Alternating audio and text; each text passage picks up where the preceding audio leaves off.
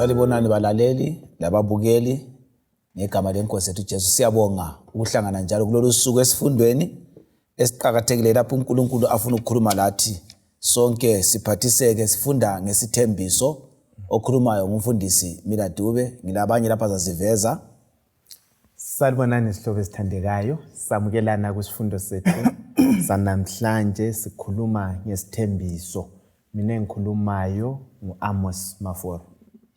Salibonani bathandekayo ngegama lenkosi yethu Jesu. Siyalibonga elinye ithuba esiliphiwa nguNkulunkulu elokuzofunda. Sengathi singaqedisisa imfihlakalo yelizwi likaNkulunkulu siphile ngayo. Mina ngikhulumayo nguMrs Sisiboneni Mhlanga. Liyabingelelwa ababukeli labalaleli. Sisungula senesifundo okhulumayo ngumfundisi uMishael Ndlovu. Sizathatha leli thuba ukubana sikhulekele. Baba wethu osezulwini, siyabonga ngomusa lothando lwakho, isisa sakho lesineke sakho ukusigcina singabaphilayo kuze kufike lesi sikhathi. Nanti ithuba lokufunda esingena phakathi kwalo.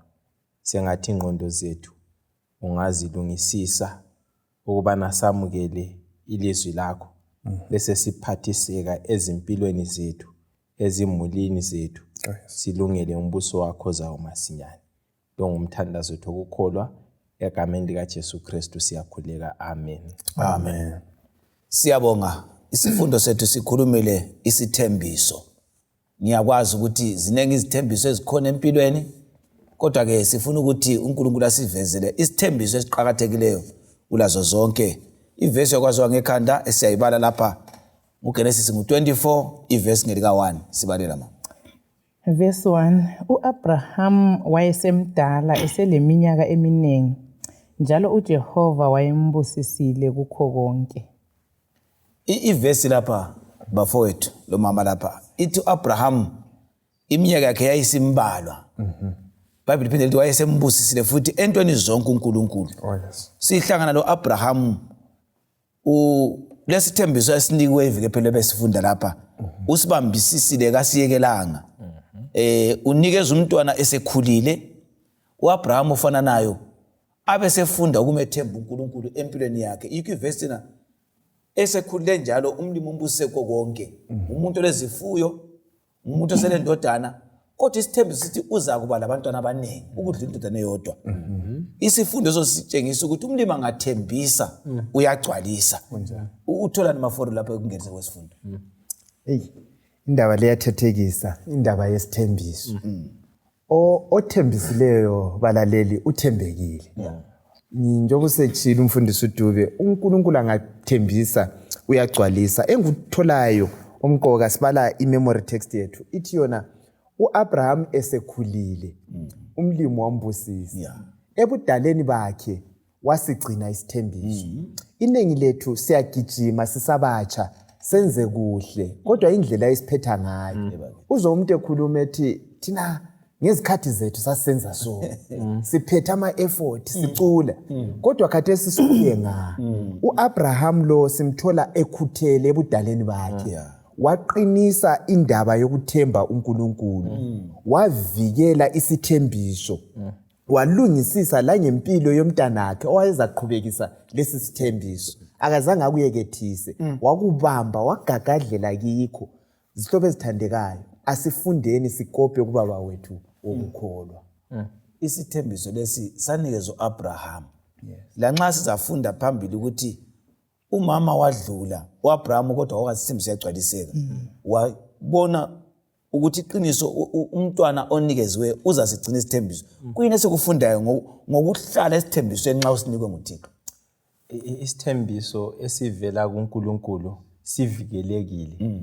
Akula muntu ongabuya sizompole kumbe asithathe. As long as impilo yakho ukwenza kwakho kusesithembisweni, uNkulunkulu uyasibusisa kunjalo. uAbraham lapha kuthiwa wayesekhulile. Kutsho ukuthi lokukholwa kwakhe kukhula layo Abraham. Kadeli kukholwa, kalahli kukholwa. Uyakulondoloza ukukholwa kuze kube sensukwini zakhe zokugcina. Njalo sithola ukuthi uAbraham uba lomlando omkhulu kakhulu ekukhuliseni indodana yakhe uIsaac kusitshiyela insilela enkulu njengabobaba namadoda ukubana sinakekele izimuli zethu sibe seduze nabantwabethu njengalokho esizafunda ngakho esifundweni ngoAbrahama loIsaac. Siyabona. Yebo. Ngifuna ukuthinta ulutho oluthintwa ngumfundisi uNdlovu lapha mfundisi. Ukuthi silensilela yokuthi nje amaKristu anamuhla nxa insuku ziqhubeka usiKristu sethu kufanele sibe ngcono kula izolo. Ngize ngikhumbula indlela uEnoch ahamba ngayo loNkulunkulu. Ungayifunda ithi ngokuhamba kweminyaka isiba mningi ngoba kuthiwa hamba loNkulunkulu for iminyaka engu300. Kuthiwa esiya kuthi 100, 200 wayesiba closer and closer to yikho Abraham abakuthinta ukuthi ukukholwa kwakhe kwakukhula ngokuhamba kwesikhathi. Siyabonga lapho sivulela uGenesis 22. Uzakhangela ivesi lokuqala kusiya kwelesithathu. Sesifundile balaleli lapho ukuthi isithembiso Abraham wasigagadlela. Asikhangeleni ke ukuthi ekugcineni kwakhe isithembiso inkamba ayihambayo yipi. Sihlangana loAbraham esisiyagcwalisa isithembiso ngokuya entabeni yaseMoriya. Ungaba liBhayibheli. Yazi ukuthi intaba abantu bayazisebenzisa kakhulu. eBhayibhelini bayazisebenzisa labantwini esintwini nxa befuna ukuyaphosa imnyama uyafuca inkukhu sentabeni kuthiwa ilahle lomnyama labakhonzayo uyafica begqoke ezimhlophe sentabeni nangu Abraham wasesiya entabeni kusho endabeni yentaba lapha kulokukholeza kufunda balaleli asebeni ndawonye sizwe uNkulunkulu ukuthi kuyina kusitshela ngentaba lo Abraham indoda yesithembiso Genesis 22 verse 1 kuya ku3 verse 1. Ngesinye isikhathi ngemva kwalokho uNkulunkulu walinga uAbraham wathi kuye Abraham waphendula wathi ngilapha. Verse 2. uNkulunkulu wasesithi thatha indodana yakho eyiyo yodwa uIsaka omthandayo uye emangweni waseMoriya khonapho menze umhlatshelo abe ngumnikelo wokutshiswa phezu kwenye yezintaba engizakutshengela yona. Verse 3. Ngakusasa ekuseni kakhulu uAbrahama wavuka wabopha ubabhemi bakhe wahamba lezinceku zakhe ezimbili kanye lendodana yakhe uIsaka. Okwathi esegamule izinkuni ezaneleyo ezomnikelo wokutshiswa waqhubeka waya kuleyo ndawo uNkulunkulu ayemtshele yona. Mfundisi uNkulunkulu sevela kuAbraham athi zwana Abraham thatha indodana le eyodwa uye entabeni eyaseMoriya ayikona intaba noma yipi yaqanjwa ngebizo usiya ngale uyayinikela uAbraham esikhuluma ngaye lapha ngumuntu othethe iminyaka eminingi ngalana ndodana isikhona kuthiwa kayinikela uNkulunkulu amkhonzayo uthi ungabulali yena kuthiwa kayibulali iBhayibheli lesithi uNkulunkulu uvele ukumlinga ngesikho ukumtesta uNkulunkulu utsho nxa ethi uyatesta uAbraham njalo Abraham azayenikela yena sathi kuthiwa kumele angabulali waqhubeka ekwenza ekuthi amandla wathatha ngapho kuyanikela. Now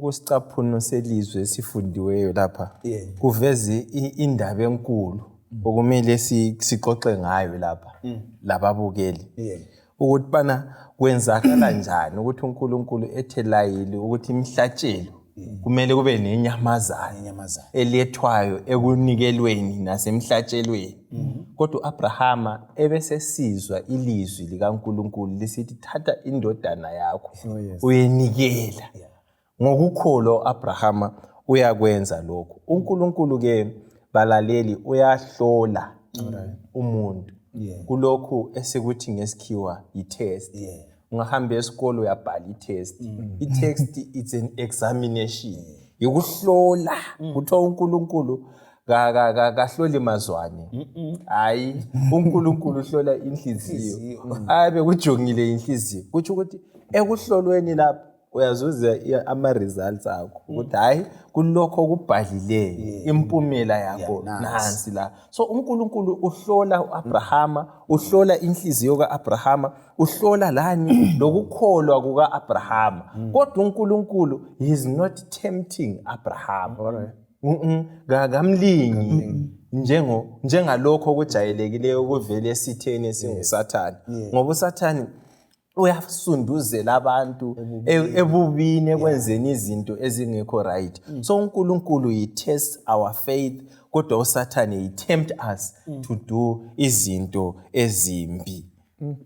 Zifundo bani sizithola emaforo lapho ekutheni uAbraham esekhulile indodana iyodwa abe lokukholwa ukuthi uNkulunkulu onguye wanginikeza indodana uthe ngiyayibulala sengiyakwenza. Sifunda ukuthatha uJehova ngokwelizwi lakhe. uNkulunkulu nxa ekhuluma ake simlaleleni simuzwe. Uyazi inkulumo leyo kwakuthinta uNdlovula inkulumo engajwayelekanga yokuthi uNkulunkulu ongafuni ukubulala nomfundisi Dube abe sesihambe ebulala. Kudinga umuntu olaziyo ilizwi likaNkulunkulu. Ivese ebalwe ngumhlanga laphana kuthiwa hambe ninikela indodana yakho oyithandayo.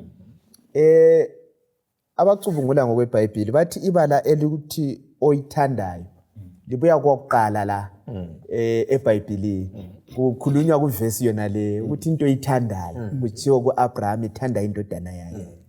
Now nxa sibuya ekunikeleni nikela okuthandayo. Wahlukane lokuthandayo. Uchiye isono osithandayo ubuye kuJehova. So lapha endabeni yokuya eMoriya sibona uNkulunkulu etesta uAbraham ngento ayithandayo emhlola.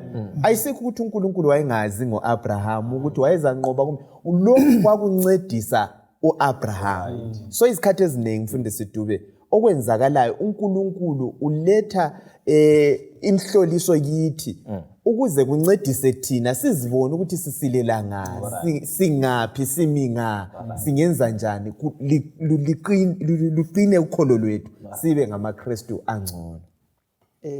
Mrs Mhlanga, kambe ukubona yini ukuthi kule ndingeko yokuthi njengamaKristu sibe lenkambo yeMoriya, intaba yeMoriya?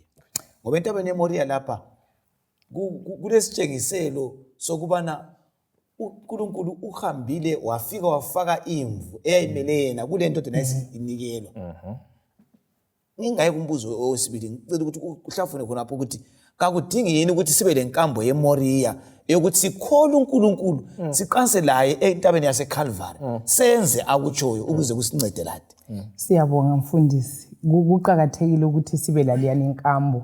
Vumani ngiqalise ukuthini uIsaac nxa uverse 2 esithi indodana yakho eyiyo yodwa. Liyakuza ukuthi ungane kusisa kugele kuJohane ngo3 ivesi ngo16. So ungayifunda kuhle kumoya oyesprofeti ithi uAbraham ejonga ukuthi uza kwenza lokho uNkulunkulu akwenza akuchilo engikhaya. Izulu lahle la concede ukuthi umntwana usefile usemnikelile.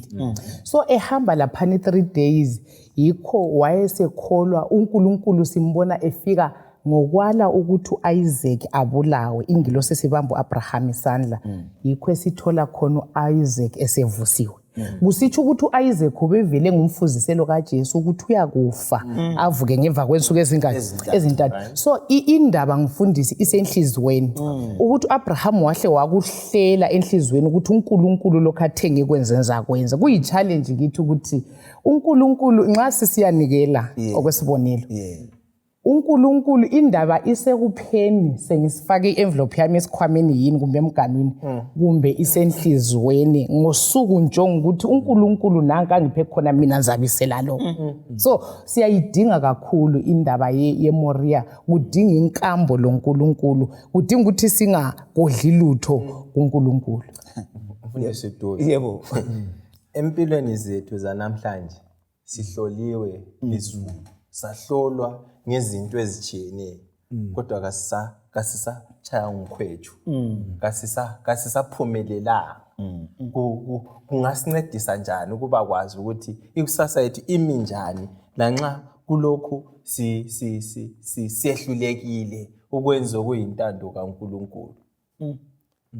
Singancediseka kanjani njengabalaleli njengababukeli?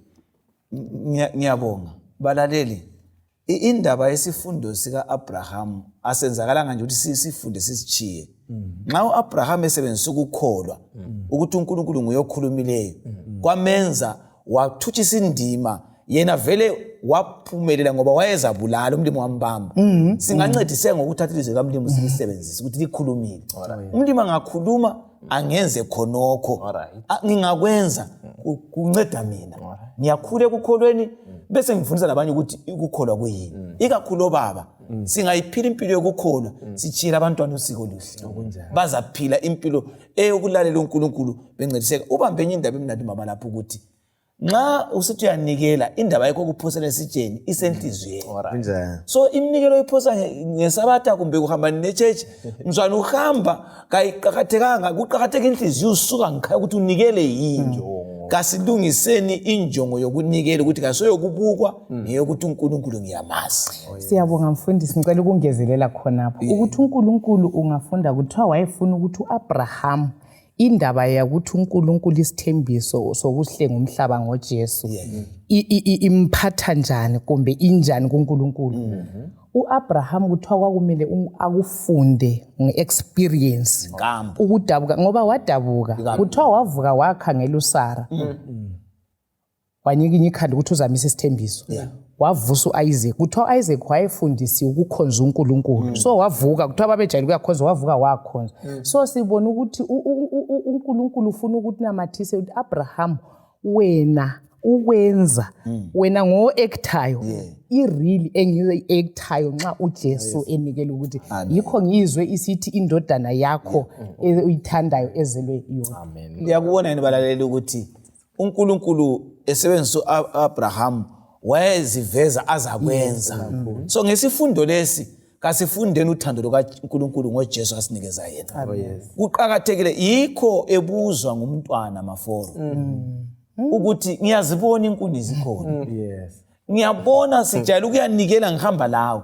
Siphethe konke silakho. Kodwa kathi imvu ingaphi ngoba yiyo phela eqeda indaba le.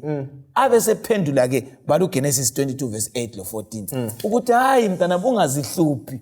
Umlimi ulayo. Genesis 22 verse 8 lo 14. Verse 8. uAbrahama waphendula wathi ndodana yami uNkulunkulu ngokwakhe uzasipha izinyane lomnikelo wokuchiswa. Baqhubeka bobabili bahamba. Verse 14.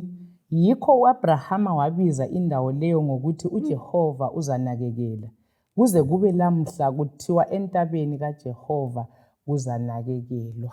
Maforo uJehova uzanakekela. Inkulumo emifundisa ukuthi ngabe ikhona kithi la kubalaleli ukuthi yebo idola liwile elizweni lakithi uJehova uzanakekela. Yebo emulini yangikhaya ngiyintanda uzanakekela. Sifundo bani lapha esithola kuAbraham ephendula umntwana ukuthi siya ekunikeleni ungazihluphi uJehova uzanakekela. Yabona uNkulunkulu uthembekile. Njengoba sesitshilo ukuthi uAbraham wayilandela khona lokho okwakuzenziwa nguJehova. Indaba yokunikela ayinani lami mfundisi Duwe wena la onikelayo nguJehova. Thina sikwenza yikurespond. Yikho sisithi thina ayisondaba yemisebenzi. Kulabanye abacabanga ukuthi ngemisebenzi yabayasindiswa ngeminikelo yabayasindiswa hayi sisindisiwe. Now uAbraham exoxa lo mfana. Kuthiwa kwasokukhula khulile okungumfana kuqinile sibili. Kwakungambalekela kwakuyizwisisa indaba le. Indaba yokukhonza ubaba lo mntwana babeyizwisisa. Uyabuza uthi kanti lapha mdala sijayile ukwenza lokho. Kanti namhlanje umnikelo ungawo wathi hayi uJehova uza kwenza njani? Uza kusinikeza. La kanye wayechumayela inchumayelo enkulu ubana hayi kuza kuhlatshwa iwundlu uJesu uza kufa. Vele ungabala uSambulo 13 verse 8 kuthiwa leli wundlu lahlatshwa ekudatshulweni komhlaba. uKristu isithobe ezithandekayo ungabala uRoma 5 verse 6 kuya ku8 kuthiwa wafa wasilandelela sisayizoni sintula sibaleka siyalena wasifela wasihlenga. Indaba yeprovision kaMlimi isithobe simele sikuzwisise ukuthi unikele wenza konke thina siyalandela nje kuphela kuzinyathelo zikaJesu. Asithobeleni intando kaNkulunkulu intando kaJesu. Ngicine ngalokho mfundisi Dube. Indaba yokunikela isukela enhliziyweni ethintwe ngumhlangalaphana. U-Abraham wayesenikele, uNkulunkulu wanikela ekudatshulweni komhlaba. Konke kwenziwe sihlobo esithathu. Umbuzo engilawo yikuthi wena lami kuyini esikuhambiseleyo eLatin, kuyini esikulethileyo kuJehova. Asikeni sifunde ukunikela inhliziyo zethu. Konke lokhu ingcebo yethu kuyalandela nxa siqale sanikela inhliziyo zethu. Simhlanga uJehova uza nikeza kumbe uzazinikela yena. Akulethe ingcazelo khonapho. Engikuzwisisayo lapha mfundisi ukuthi uMaforo sethintile ukuthi uSambulo 13 uthinta ukuthi uJesu ngumhlatshelo owanikelwa kwasekudatshulweni komhlaba. So nxa isithi uAbraham ephendule sithi uNkulunkulu will provide himself. Utsho ukuthi uNkulunkulu ngokwakhe yena ngokwakhe nguyoza kwehla abe ngumhlatshelo. Le imfihlakalo mfundisi ukuthi uNkulunkulu onguye wadala abantu ngoba antu uJohane uyasitshela ukuthi ekuqaleni ulizwi nguye wayekhona. Ulizwi elo uNkulunkulu endulizwi wangikhona nguye uNkulunkulu. Ungafunda uverse 14 wakhona besesithi ulizwi wasesiba yinyama. Kuthiwa imfihlakalo emangalisayo ukuthi uNkulunkulu wayengenza njani umnikelo kumbe aveze uthando olunjalo emuntwini owileyo. Endekazange asithande sithandeka. Ivesi ekhulunywe eRomans 5 ithi siseseyizoni. uKristu wabuya lapho umhlaba usuchukwe, wachukwa yisono, umuntu engaseyiwo umuntu yalutho, wathatha isimo esinjalo wahlenga umuntu. So kuluthando esilwesabayo esingeke siluzwisise. Now lapha sithola kugcwaliseka ukubana the Lord will provide. Sebeqansile phezulu kwentaba uIsaac loAbraham. So kwenziwe konke umfana wabanjwa wafakwa phezulu kwealtari ukubana umhlatshelo wenziwe njani wenziwe. Suddenly the Lord provided. Inkosi yaveza iwundlu. uJohane nxa ebhala ebona uJesu Kristu esiza uthi bheka nanti elisusa isono somhlaba. So ezithembisweni zonke uNkulunkulu azithembisileyo, the Lord will provide. uNkulunkulu uza kusinika. Nxa uNkulunkulu ethe kasoke sibe yimisila siza kuba ngamakhanda, inkosi iza kusinika. Nxa uNkulunkulu ethe abangesaba abalesaba igama likaNkulunkulu kabayi kulala ngendlala, kabayi kuswela, ngiza kuvikela amasimu abo, ngivikele izifuyo zabo. uNkulunkulu uza kugcwalisa isithembiso, uza kuzigcwalisa zonke izithembiso zakhe. Iyandithathekisa lapho indaba yokunikela lalokho esikwenzelwe uNkulunkulu. Uyabona ivali yolutho isekuthini isentengweni yakhona. Ukubona ukuthi siqhatheke kanganani okulethwe ngumhlanga lapha yikuthi sathengwa ngani ngoJesu. Uyazi nxa mbode town lapha ngangizwe abantu abathi bayathenga amayusi adabukileyo. Uyabona isidabukile kodwa yathengwa. uJesu njalo mina lawe sidabukile kodwa usithenga ngegazi lakhe. Asithenge ngakho konke. Ivesi la ebale uJohane 1 verse 1 kusiya ku8 kuthiwa akula okunye okwadalwayo ngaphandle kwalizwi. So izulu kuthiwa emptied itself. Nxa kwakunikelwa ngoJesu kwanikelwa ngakho konke. Indodana yakho oyitha ezelwe yona yikho konke ayelakho Abraham yikho anikela. So isithi indaba yesithembiso singayizwisisa sizamukela uJesu sibe sesi appreciate sihambe ngokuqonda. Balaleli siyabonga uThixo. Kule ndaba ethindayo uAbraham kuthiwa wathe phakamise ingqamo kwabuya ingilosi yabamba ingalo. Kodwa nxa uNkulunkulu esenikela indodana yakhe kuthiwa ingilosi zazifuna ukuyamisa iprogram wathakula. uNkulunkulu wavuma indodana yakhe yahlatshwa. Kuthiwa even umhlaba engawanga zazikhangelela ukuthi ngabe inkezo yanjani iyadlula, kodwa sibonga uNkulunkulu ukuthi wazinikela umhlaba watholakala.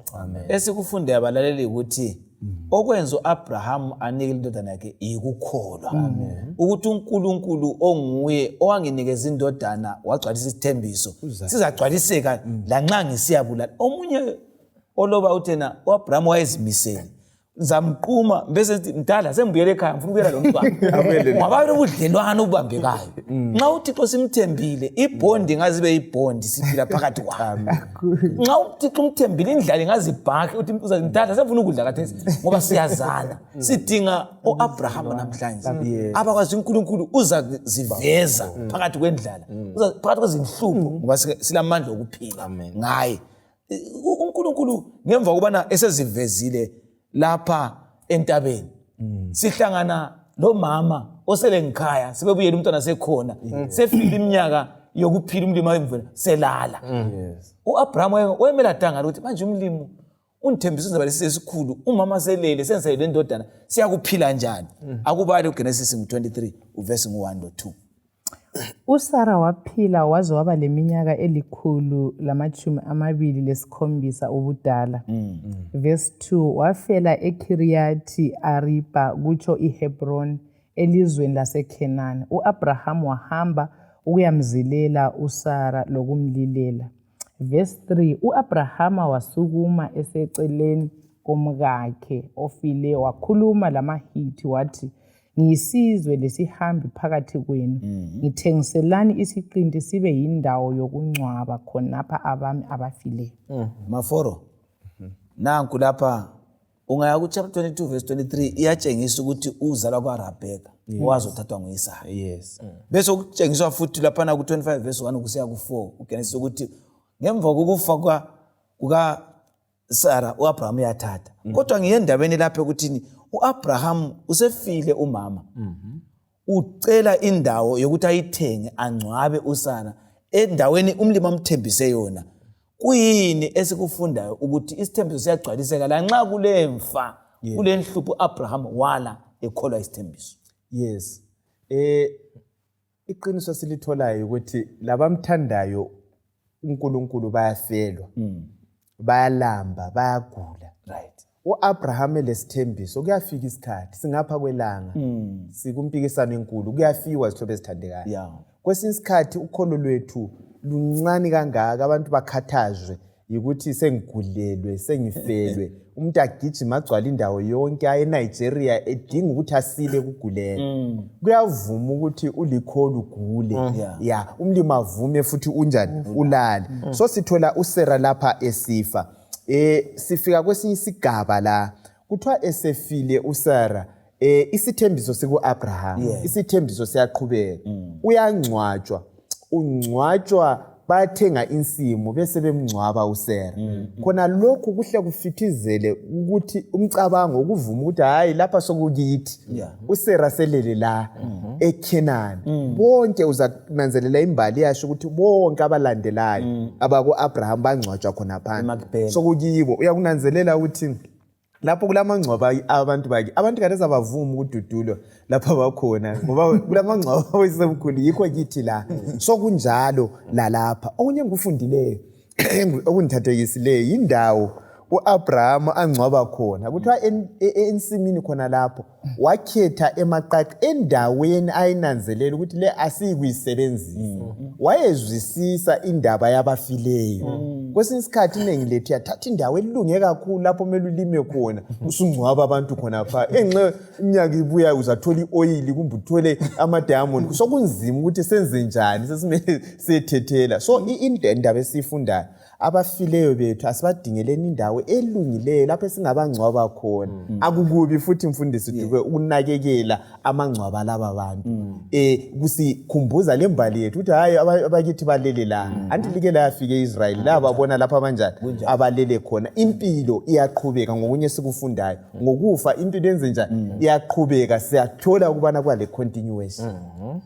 Sithola nemisimhlanga ngemva kubana indawo seyitholile eyokungcwaba usengcwabile kodwa uyaqhubeka impilo kusele phela yena lo Isaka ukuthi kuqhubeke uAbraham ekufeni kukaSara kwakumele athi uNkulunkulu mina sengihlekile ungithembisile sokule yezi lemfa kodwa ke uqhubeka ebamba isithembiso kuyena sikufunda. Siyabonga mfundisi engikuzwisisayo ukuthi laloba kuyini okungasehlela ezimpilweni zethu asibambeni isithembiso. Ilizwi likaNkulunkulu liqinisile kalisoze liphuthe.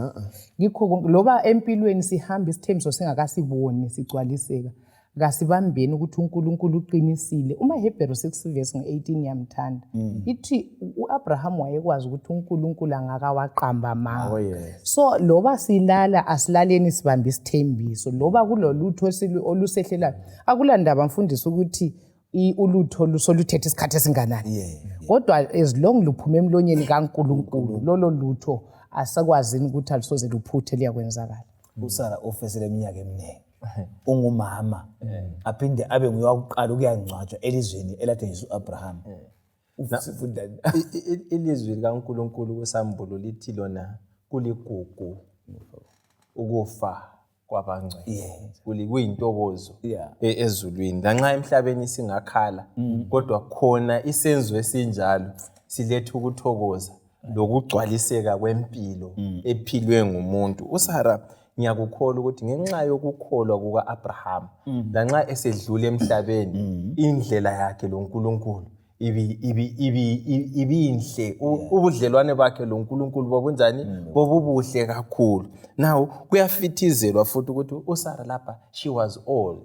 Nxa ukhula usiba ngumuntu omdala amehlo ayadinwa, inhliziyo iyadinwa, izitho zomzimba lazo ziyadinwa. Kuhle ukuthi sikwamukele ukuthi ebudaleni uNkulunkulu asiphumuze. Okuqhakathekileyo ukuthi ke nxa sikhula sisedlula kulo umhlaba sibe kwazi ukuthi abaphilayo bayakwazi ukuthi bazakufa. Silungiselele usuku lokufa ukwenzela ukuthi nxa sisifa sifele ehlangothini lukaNkulunkulu, sife indlela yethu ilungisiwe ikahle loNkulunkulu. uAbraham 23 verse 6 lapha noGenesis kuthiwa khona nxa ecela indawo uthi ngithengisela nini. Bakhulume bathi wena ungumhlonishwa nxa sukhangele yena isihambe esifikayo. Bamhlonipha uAbraham bathi akula muntu ongakwenqabela khonapha ngenxa yokuthi esikubona kuwe. Similo bani esifunda kuAbraham? uAbraham wayezehlisa ekhonaphana ilizwe leli lithenjisiwe. Kafika ethi le indawo yamuntu imunjelile ngoba babemazi wayelebutho phela uAbraham ecebile elento zakhe, kodwa uyazehlisa acele aloyise ukuthenga la kanye athenge. Yinokho ngifunda indaba yokunikela. uDavid uyala kuAaron uthi ngeke mina ngathatha ngiyanikela ulutho engingalubhadalelanga. uAbraham le ndawo le ayefuna ukuya ncwaba izithandwa zakhe wafuna ukuyibhadala, waloyisa ukuyibhadalela. Uqhakathekile ukuthi singathandi into zamahara. Abantu bathatha ama-advantage. Hayi mina ngumfundisi phela semele bhadala mfundisi. Mina nguyi-elder, mina funda ukubhadala izinto, funda ukunikela, funda ukusacrifice. Kuza kuncedisa empilweni ukuthi izinto mfundisi wethu ulazo, ulama-title deeds. Uba le voice lakhathesi indawo yakithi ngoba ngayibhadalela kube lobufakazi. Ngilombuzo nxa uma-4 indaba yokuthi uAbraham wayezehlisa indawo ingeyakhe ukuthi i-right yayingeyakhe ukuthi angathatha loba yuphi umganga angcwabe. Thina senzani njengamaKristu nxa ama-rights ethu enyathezelwa phansi? Ngikwazi sibili ukuthi hayi lokhu ngokwami, lokhu nxa kulomuntu ocross ipath yami ngireacta njani. Kodwa nasi indoda lomoya kaNkulunkulu ilizwe ngelakhe. Kodwa bafika bethi uyabatshela ukuthi ngisihambi mina, kodwa bese bemupha athi hayi ngizathenga. So ngiyakukholwa ukuthi i-attribute yokwehla ngekaNkulunkulu uSathane okwakhe ukuphakama lokufuna ukugodla izinto zonke. uNkulunkulu kasinike inhliziyo kaAbraham. Siyavezelwa lapha futhi ukubana uSara wangcwatshwa elizweni lesithembiso, elizweni laseKhenani. Kutsho ukuthi ke uSara ngokuqala kwabesifazane ukufika kuleli lizwe lesithembiso lokuphila kulesi lizwe lesithembiso elaseKhenani.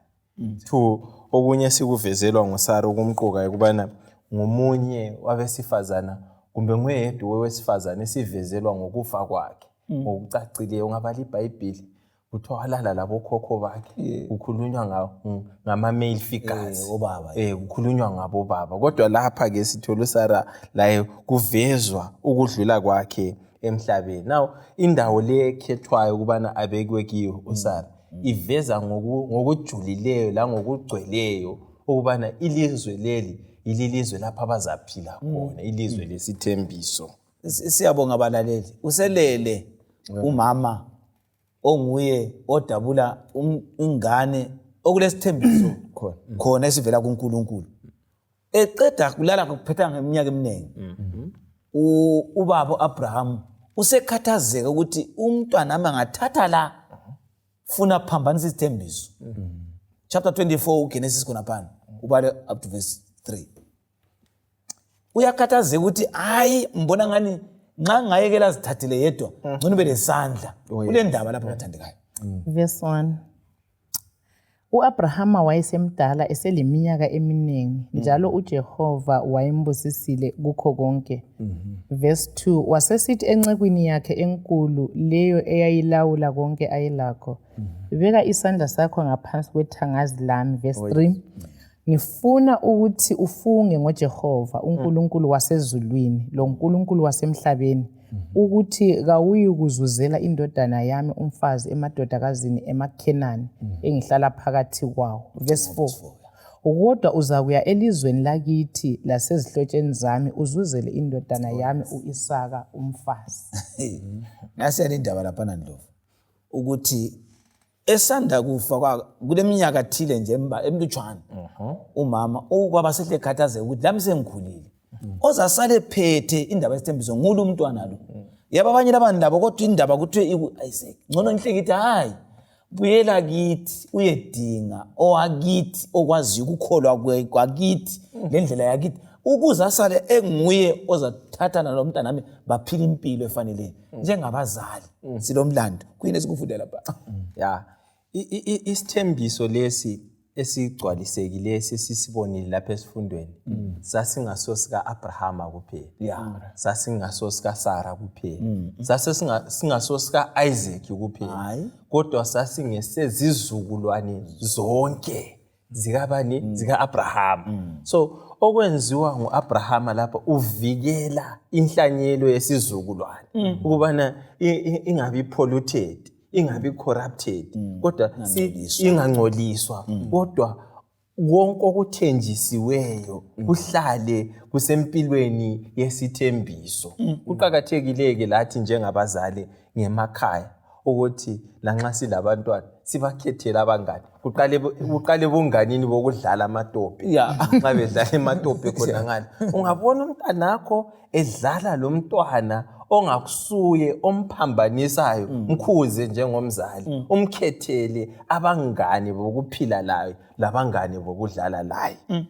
Ayikhona ukuthi umbambe ngamandla, kodwa umtshengise, because abantwana bafuna ukuchasisela ukuthi why are you saying ukuthi ngiyenze lokho. Mvezele ukubana ungayenza lokhu la lokhu la lokhu, impumela yakho yilokhu la lokhu la lokhu. Ngicela ukubuza omunye umbuzo lapho onithathekisayo. Umfundisi uNdlovu uthinta indaba yokuthi uAbraham wayefuna ukugcina inhlanyelo. Ngendlela thina amaKristu alezinsuku esingani kasikhathali ngayo ngokuthi abantwana bethu bathethe bani kumbe bathethwe ngubani. Sicabanga ukuthi ngasa sisemumweni kaAbraham silale ingqondo esilayo. Icebo likaThixo laliya kumanjani lesithambo elesidi okumele ukuthi izohlenga umhlaba. Ngoba uNkulunkulu uhle wathi Abraham lingathathelani labezizwe. uAbraham wagcina ilizwe ukuze ngoba uJesu wayengekaphumi. Isithembiso sasingeke siphutshe, kodwa sithanda ukubonga ukuthi uAbraham uyavuma ukuthi intando kaNkulunkulu ibuse abe sepreserve isidi. Akutsho emaforo. uNkulunkulu lakathesa ukuthi lingazihlanganisa nezizwe. Angazi ukuthi sisuka sifunda ukudlula uNkulunkulu. Yes. Amantombazana sithola anti ngizamphendula ngabuye angangithatha ngathi phela mina ngena kule church. Abantu bafuna ukuyitnesa ngokukhomba lokukhombisa. Kodwa umlimi lapho uthi lingazihlanganisi ngoba ngigcina inhlanyelo yokulunga. Ngifuna ukuveza ibandla liphume lilibandla liqotho elingilalelayo. Ngicela sinike abaleli insilelo ukuthi uNkulunkulu ungaphenduke ngumKristu. Hamba endlini yokukholwa ukuze liqinise ukukholwa kwenu. Phela umuntu wezizwe angabe uyathula njengoJezebeli kuyavuka kwakibo. Kunjani? Ukuzithi Uyabona indaba le loba ngazalunge njani umuntu ezilongo umdala engamphawulanga ngatsho ukuthi yikho lokho ayisikho loba laba abasebandleni kungani abaqedakala hayi bekezela khona lapho asifundeni ukugcina indaba ethinto ngindlovu le enhlanyelo kulesizathu singahlangani sixubanise izinto khathesi into akazihambi ngoba sihlanganise neimvengemvenge into esimele siyifunde sihlobo esithandekayo ukuthi umlimi ilizwi la kansikhuma ngesithembiso akuthembisileyo kuyagcwaliseka uzafumana nxa ungayehla embalini ukhangele uRachel uthi yena ku Isaac uRebecca uthi yena ku Isaac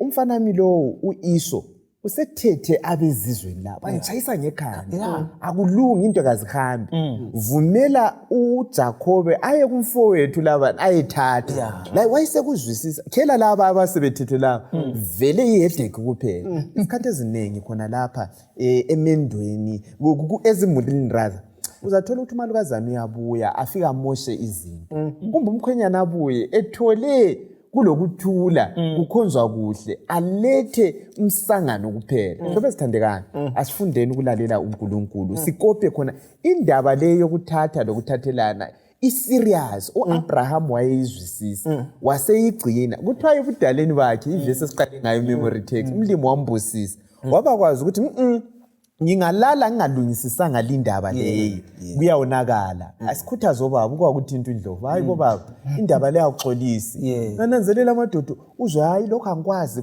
kwazi unini umama khona nguyokwaziyo babagqokelo nguyokwazi ukuthi bakhombe umntana akho ekhomba umele ubekwazi ukhombe bani mele mbekwazi umntana izigqoko azigqokileyo uthengelwe ngubani ifoni abuyelayo uyithethe ngoba ekugcineni Dube nguwe ole account umlimi uza kubuza abantwana ungaphi mhlambe engakunikeza wona sinika insilela bazali lapha isihloko labangane insilela ngeyokuthi ubaba ngekhaya lo mama asibe nomlando kwazi ukukhula kwabantu bethu abadlala labo abakufisayo bese sibaqondisa ukuthi impilo yileyi bazafunda ukukhetha uma sixoxa labo ngoba indaba lapha ngekuthi uAbraham wathi ngisengikhulile kodwa ngeke ngishiye umntwana engala kubambekayo ukuthi uyanga sesikhonza asibatshe indlela ukukhonza yileyi ngoba uNkulunkulu usibusisile lanxa sebecabanga ukuthatha asincedza ngeke ngakhuluma umntwana mosekhinya esehamba ukuyenza imasters ngithi mfana phela ngicela nxa ufuna ukuthatha sithathe sonke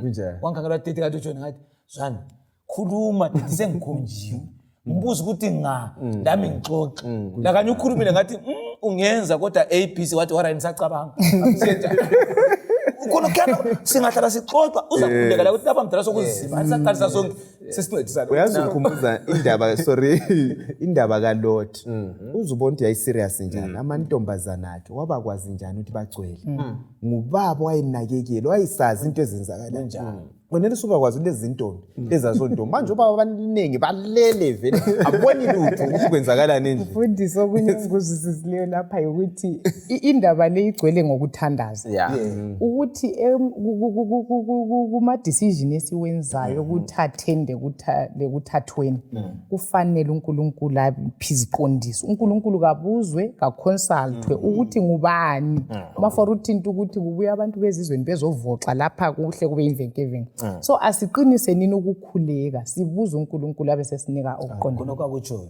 kuthiwa uthi yena ingilosi yanithungamela yiyo ezazo uthungamela iye kunika umntwana ozaba ngumama umalukazana wami so akutsho singakhuleka umntwana munye ngamunye simkhulekele ngebizo lakhe uNkulunkulu uzibani sekhulile siqambe kuThixo sesiyaxoxa la umlimi uzathambisa inhliziyo sizadonsa kanye kanye ubunje okubambekayo xa sikhuleka lezimulini kululu kumethembu nje lanxa siplana sihlela kumbe ngokwemithado kumbe ukukhulisa abantwana but nxa sizimuli esikhulekayo kulula ukuthi simethembe uJesu kulula ukubana simkholwe uNkulunkulu ngazo zonke izikhathi balaleli lababukeli ngemakhaya lapha esiphila khona kasibeni izimuli ezikhulekayo kasibeni izimuli ezithembakeleyo singalali kungakhulekwanga ngemakhaya singavuka ekuseni sihambe emsebenzini kungakhulekwanga. Impilo zethu kakube zimpilo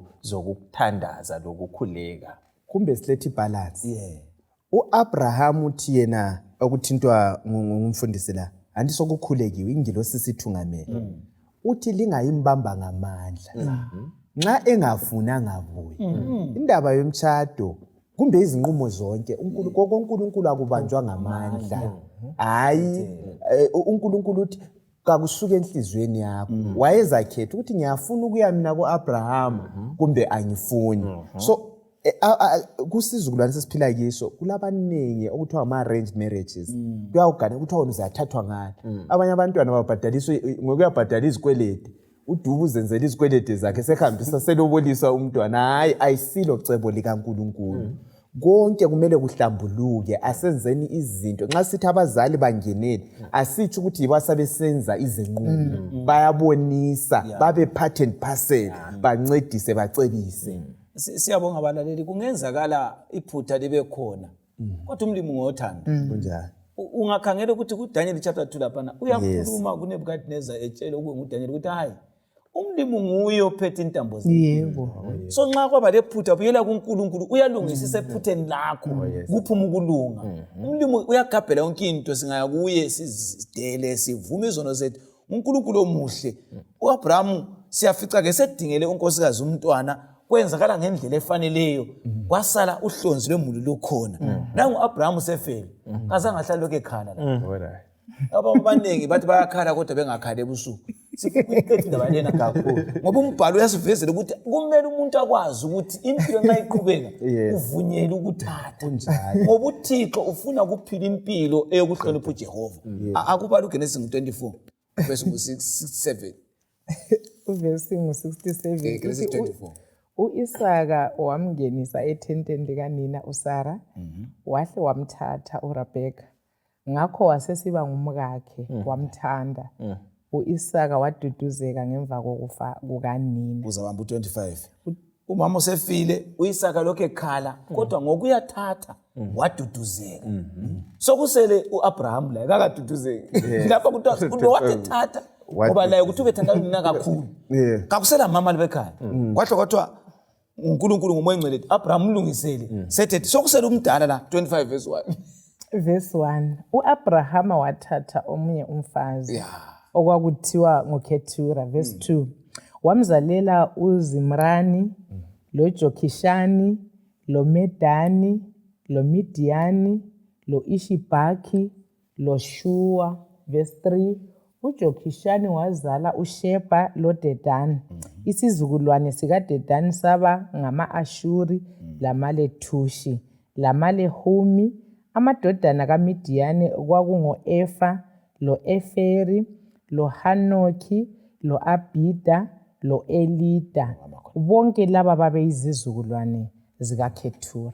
Maforo, sinikezwa ukududuzeka kuka-Isaka ngokuthi usethethe. Ngoba umama athi emjayele beseduze kasekho.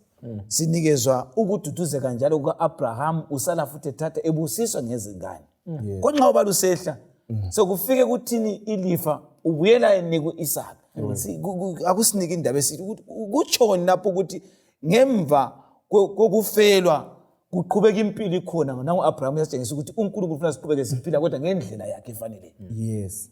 Icebo likaNkulunkulu kumbe ama-plans akhe aweli phansi. Ekuqaleni vele nguye adalayo owesilisa lowesifazane. Sithola indaba yokududuzeka. U-Isaac usefelwe ngunina, kuthiwa wasethatha waduduzeka. Laba bantu siyabadinga bobaba. Siyadingana, uNkulunkulu nguye owakudalayo. Number 2, silemizwa asimelanga sibalekele. Obaba balemizwa labo mama balemizwa. Ngeke ngikhuluma ukuthi kugcwele especially esiKristwini kugcwele abantu abagangileyo. Uzwe mina ngizazihlalela, uhlala usenzani, uphikisana lecebo likaNkulunkulu. Ngizakuchitha iminyaka engu5, iminyaka engu5 usenza. Abantu abaningi bagangile benyenyela iyouth indlovu la. So zwanini awalelwanga. Nxa isithandwa sakho sesilele ulelungelo lokuthatha. kududuzeke impilo iqhubeke hathi ukuthi uyabuncengisa usona sithukisa igama lika Jehova kithi hlobo ezithandekayo ngiyakhuthaza abantu mina ubana haye kasithatheni siqhubeke ngempilo impilo iyaqhubeka kunenge okumele kwenzakala ezinye izistress abantu abalazo uthola umuntu uhambe ekhuluma yedwa kasaqedakala lendlela agqoke ngayo lokho ekhale sithi ngafi impilo iyaqhubeka okwesibili esikufundayo lapha kuthiwa esethethe uKhethura kwaba labantwana kodwa uAbraham akwenzayo likhumbula isihloko sethu sikusithembiso kalahlekelwa isithembiso kulabanye ababa abalahlekelwa isithembiso lokuzwisisa umuntu kumbe yabe sephethwe kuhle ngumama lo mutsho omncane athatha ilifa lonke sethululela ngalo laba abantwana bomfazi omdala basale bengela lutho ayisikho okwenziwa nguAbraham bathi sebekhona abantwana uIshmael wamchasisela wazwisisa laba bakaKhethura wabachasisela wathi la sihamba ngomlimo umdala wathi isithembiso sikamba kanje kuthiwa uAbraham wanika laba bantwana izipho ilifa lonke walitshiyela abantu indaba leyani ke yathintwa ngumhlanga ngoba indaba kaJesu leyilayi kumele kusale kulalokho le indaba yosindiso lomhlaba so singakuzwisisa khona lokho lama plans esikwenza engakukhuthaza ukuthi asichumaneni loJehova esikhathi zonke sisenza izinqumo ngaba yikuthatha kwesibili futhi buza la kuNkulunkulu ukuthi ngenze njani ungazenzeli ngibone kanti ufuna ukukhuluma sibili indaba leyi iyakuthinta ngumama phela lapha khuluma nxa umuntu sethatha ukusithi hayi ngiyabonga mfundisi omama bayakhanya nxa ngikhangele uRebecca loSara bakhanya badlala indima eqhakathekileyo kubomkabo ukuthi babe comforted nxa bekhona kodwa ngiyacabanga ukuthi kumele kube lethuba lokumkhalela anti lizwi loAbraham wamkhalela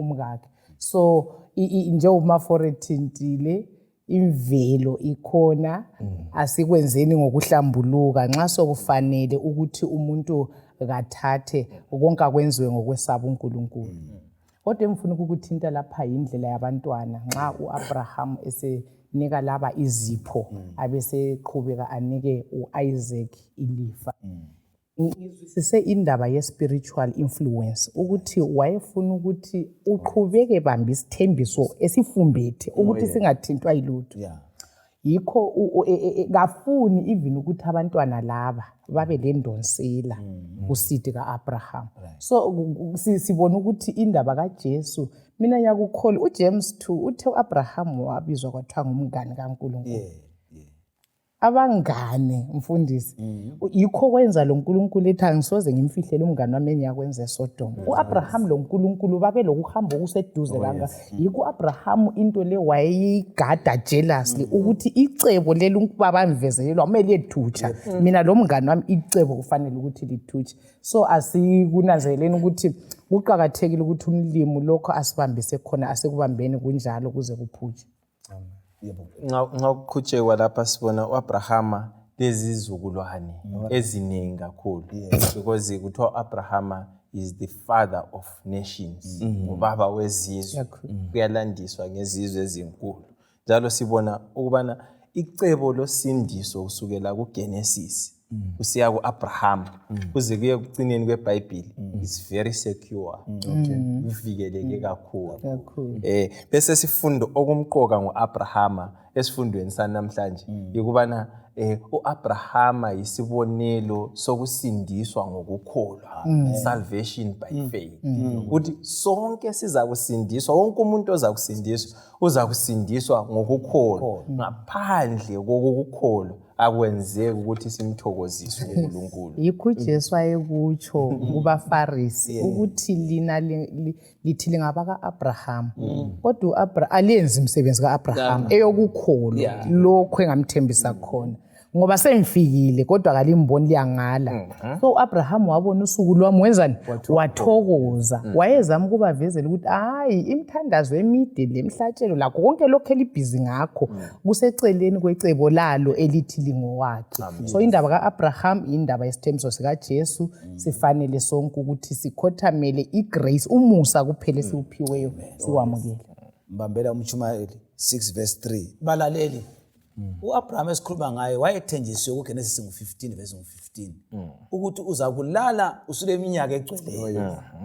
Liyabona uyakhuluma lapho umzimdlanga ukuthi umuntu olokungayelo Thixo bayaxoxisana kakhulu. Ngifikelwa ukukhuluma ukuthi ngabona omunye ubaba bamthwala Shumayela omkhulu kakhulu wayesibhedlela wathi sichitha isikhathi mina lo mdala sesivumelene. And wayeqinisile waqeda one day uthe efika esibhedlela wabiza amanesi wavula iBhayibheli washaya isemoni wathi lisale kuhle wenzele bahleka bahamba baphela bathi umuntu sewomile ethe ungaba lokungane lo Thixo uyakutshela isikhathi sokuphuma Kunjani? uAbraham esimkhuluma kuthiwa uza la kanye walala. Ngifuna ukukhumbuza ukuthi kuyisibusiso ukuba lempilo elibungane lo Thixo lekulaleni ulala kuhle. Utshumayelo ngo6 verse 13. Uba umuntu ezala abantwana abalikhulu aphile iminyaka eminingi ukuze izinsuku zeminyaka yakhe zibe ziningi kodwa umphefumulo wakhe ungasuthiswa ngokuhle futhi ungabi la kuncwatshwa ngithi umphunzo ungcono kulaye. uNkulunkulu lapho uyakhuthaza abalaleli ukuthi impilo kaAbraham yesithembiso ngabe siyayibambisisa ngoba iminyaka esiyayiphila siphakathi kwesithembiso iyisibusiso. Amen. Iminyaka oyiphila ungalasithembiso ilokuthukwa ngoba uphila impilo ebuhlungu. Mina ngiyalinxusa abalaleli ukuthi silesithembiso sokuza kwenkosi uJesu Kristu. Asisibambenini. Ulesithembiso ukuthi lingalalela ilizwi lami ngiza kuba lani. Asikulaleleni ungatsha amazwi lawo maforo kulandele ngizalandela kucina umama asikhuleke. Asibeni lokukholwa kwaAbraham. Abantwana sibabuthe bangaxabani. Kuthiwa eselele uAbraham esefi babuya abantwana bayamngcwaba. Ungaxatshanwa ngelifa hleleka uhlela into zakho ube lokukholwa uxhumane lezwi. uAbrahama uba lokukhathazeka kakhulu engqondweni impilo yakhe yonke.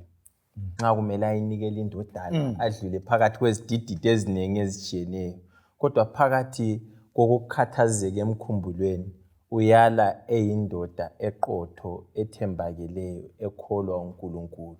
Phakathi kwakho konke okuhlukumeza ingqondo zethu njengabantu kasimethembeni uJehova. iBhayibheli lithi uNkulunkulu wazibeka insuku zokungazi.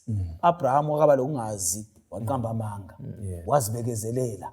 Kodwa lapha ekucineni ngokuba lobungane loNkulunkulu sifica uAbraham esebusiseka alale echiye imuli yohlonzi yokukhonza uThixo. Mlaleli chiyela abantwana umthetho kaJehova.